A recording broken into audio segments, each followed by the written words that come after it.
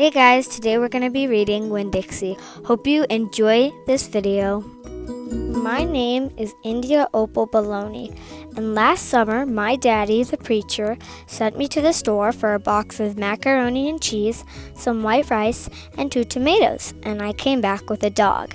This is what happened. I walked into the produce section of the Winn Dixie grocery store to pick out my 2 tomatoes, and I almost bumped right into a store manager. He was standing there all red-faced, screaming and waving his arms around. "Who let a dog in here?" He kept on shouting. "Who let a dirty dog in here?" At first, I didn't see a dog. There was just a lot of vegetables rolling around on the floor. Tomatoes and onions and green peppers.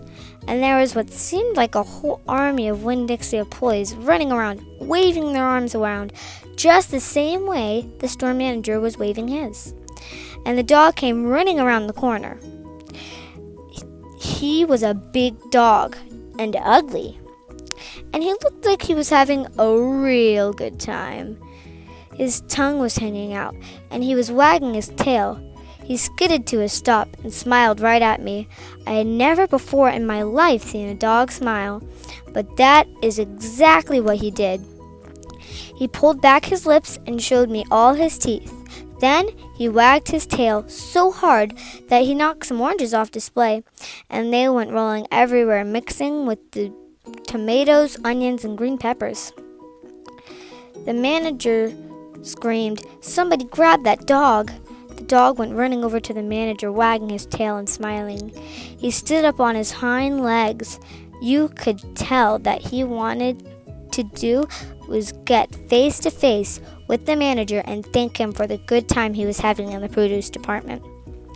But somehow he ended up knocking the manager over, and the manager must have been having a bad day, because lying there on the floor in front of everybody, he started to cry.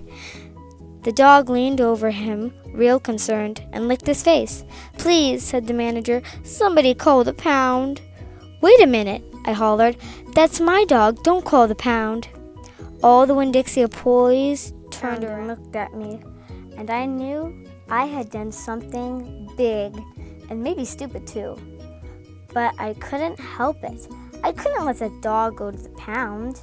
"Here, boy," I said. He stopped licking the manager's face and put his ears up in the air and looked at me, like he was trying to remember where he knew me from. "Here, boy," I said again. And then I figured that the dog was probably just like everybody else in the world, that he would want to be called by a name. Only I didn't know his name. So I just said the first thing that came to my head. I said, "Here, Winn Dixie." And that dog came trotting over to me, just like he had been doing its whole life. The manager sat up and gave me a hard stare, like maybe I was making fun of him. "It's his name," I said, honest.